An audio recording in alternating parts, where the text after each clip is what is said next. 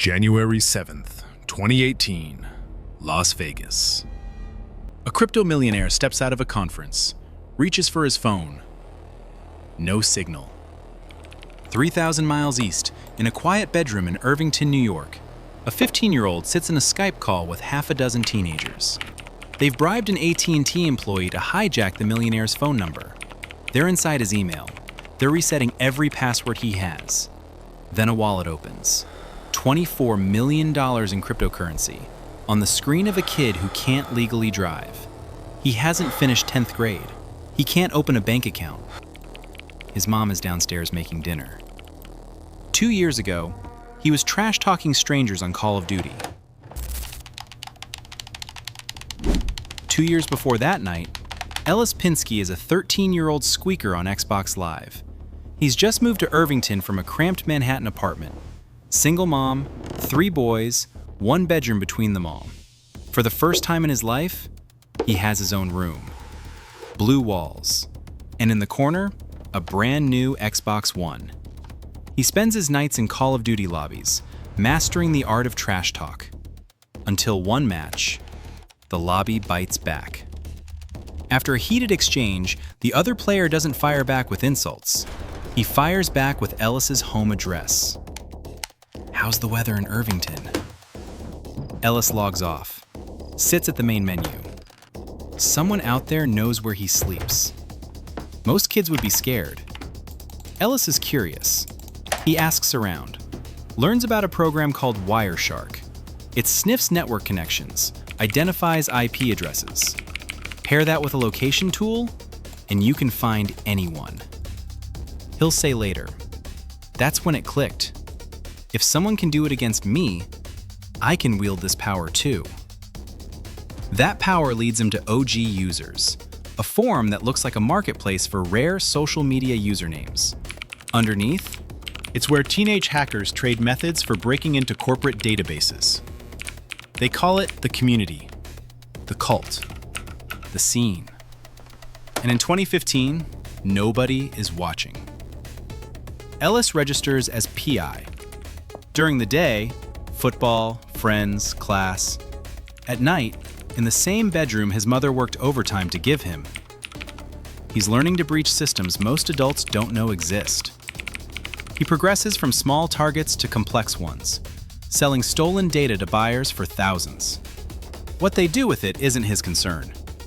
Within a year, he's infamous on the forum. 14 years old, making more than most adults in Irvington, and completely invisible to everyone in his real life. But stolen databases and rare Instagram handles don't impress anyone at school. Ellis is rich in a world that doesn't exist to the people around him. And that gap is about to close. Because someone on OG Users has figured out a method that won't net thousands. It could net millions.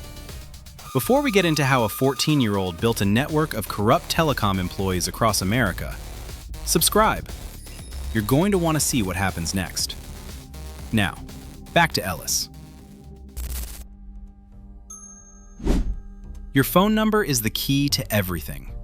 Email, bank, crypto, identity. And the only thing protecting it is a minimum wage employee at a carrier store. Kids on OG Users figure out they can bribe those employees. $300 to transfer someone's number to a SIM card they control.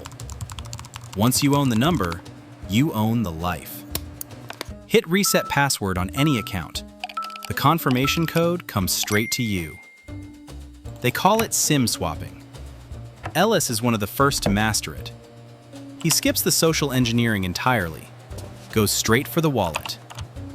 His offer to carrier employees is simple. Swap this number for me, I'll pay you a few hundred in cash. Not everyone says yes. But if you're an underpaid, short-term contract worker making barely enough to cover rent, a few $100s for 30 seconds of keystrokes is hard to refuse. By the time he's 14, Ellis has employees at every major carrier in America on his payroll. The attacks become routine. Sizable income, growing reputation. But the targets are still relatively small. high-value usernames, minor crypto accounts. Nothing that would make national news. Then January 2018 arrives. Cryptocurrency is surging, and a private message lands in Ellis's inbox on OG users. A user named Harry. Simple question. Hey man, could you hack an AT&T phone? I have a target I think is good.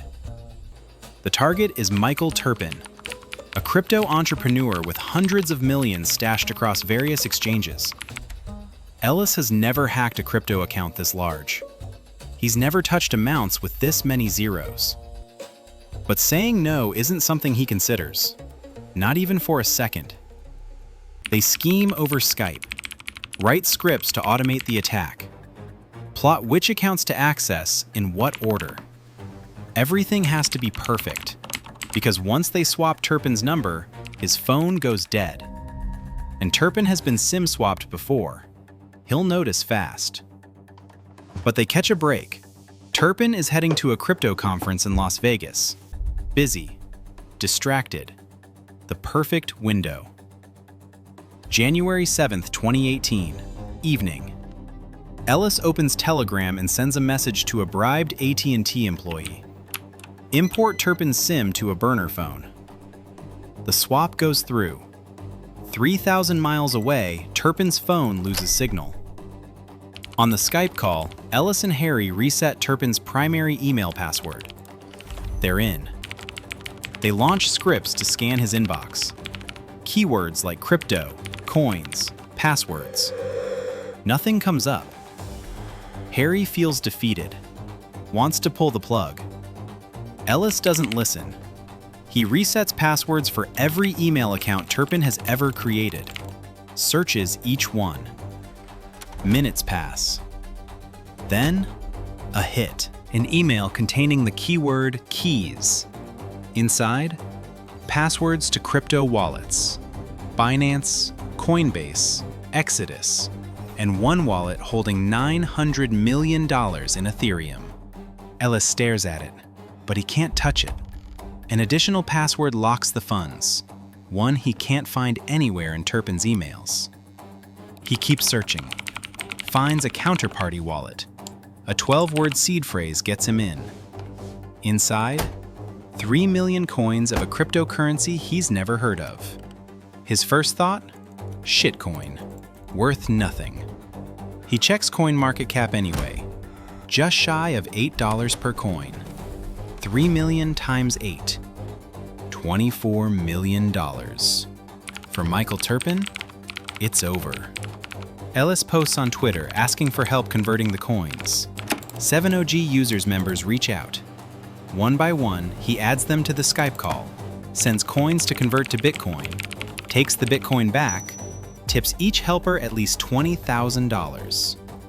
Then a user called Erupts joins the call, takes $1.5 million worth of coins, promises to convert and return them quickly.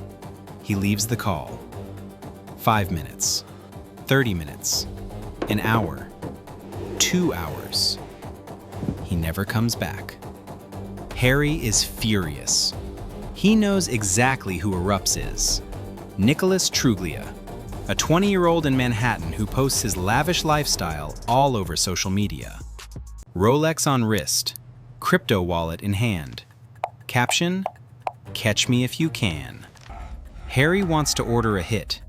He's serious. Ellis talks him down.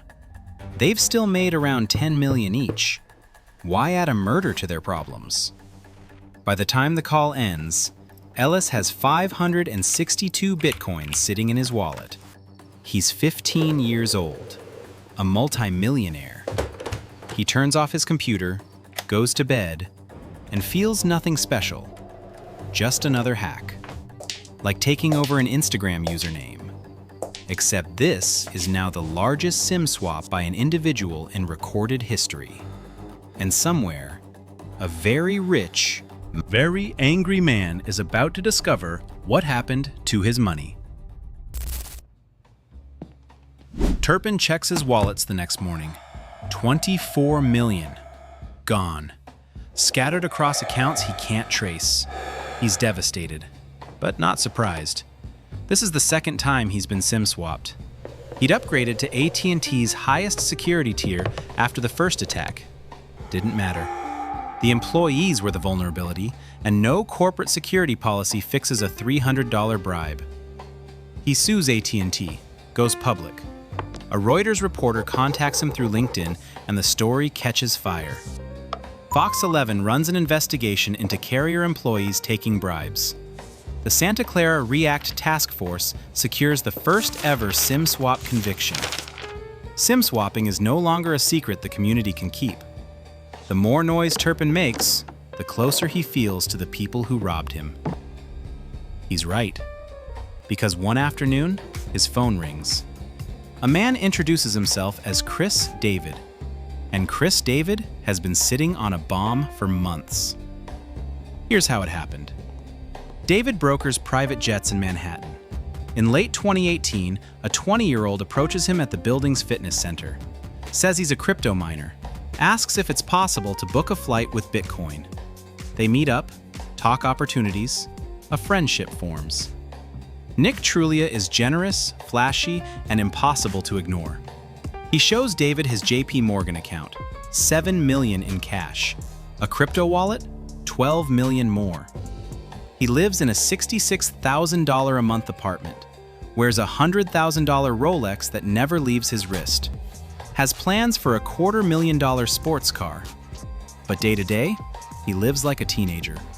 Wakes up late, orders takeout, plays video games until 3 in the morning, rinse and repeat, every single day except Sundays. Sundays, Nick is always busy. After one Sunday, he shows David 2 thumb drives, one holding 20 million, the other 40 million, all in crypto. Nobody minds that much. The red flags keep coming.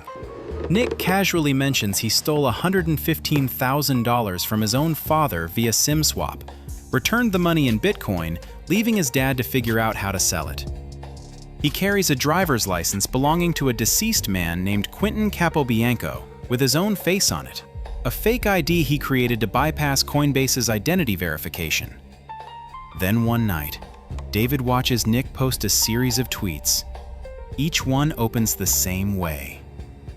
Stole 24 million, still can't stop stealing. Stole 24 million, still can't keep a friend.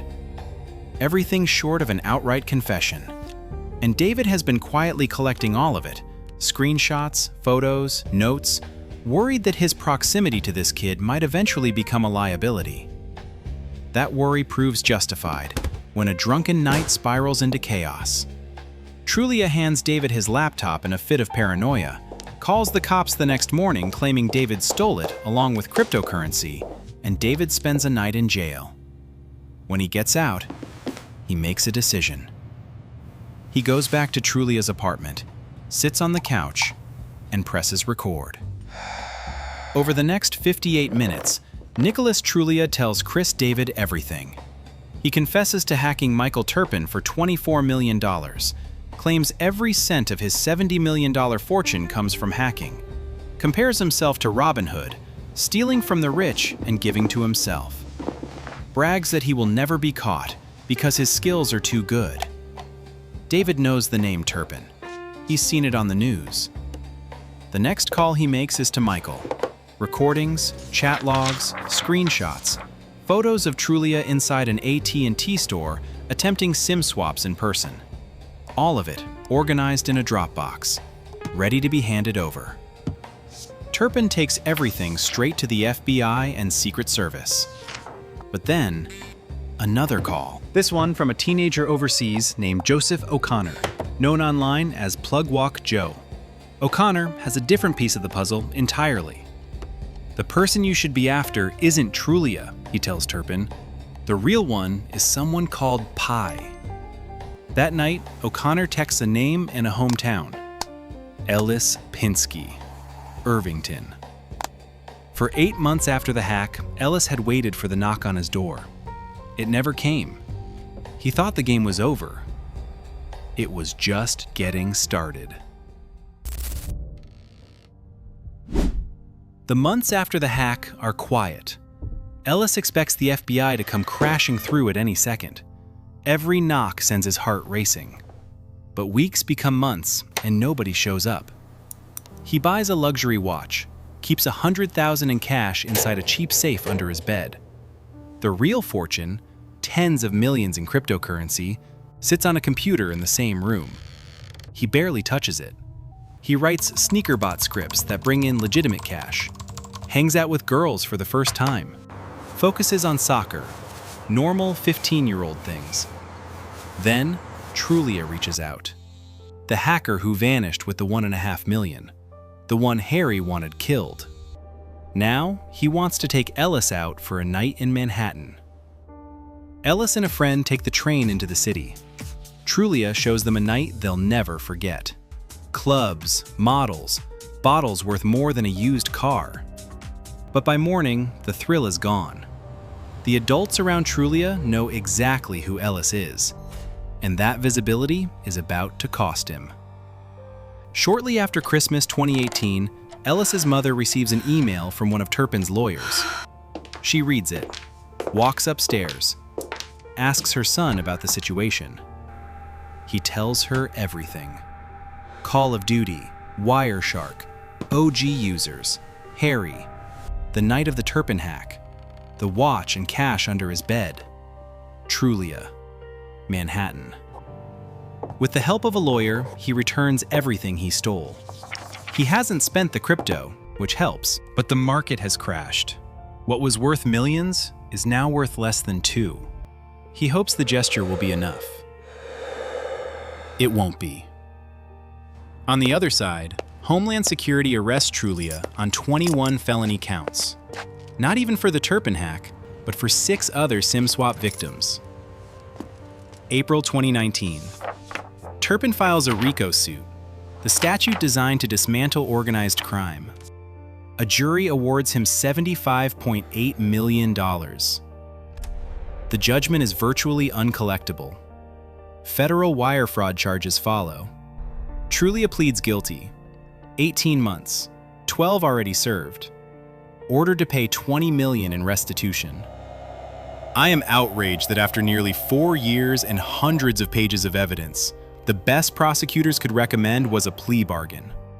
That's Turpin, the man who won every legal battle and still has nothing to show for it. The day Ellis turns 18, Turpin comes for him too. A lawsuit. $22 million.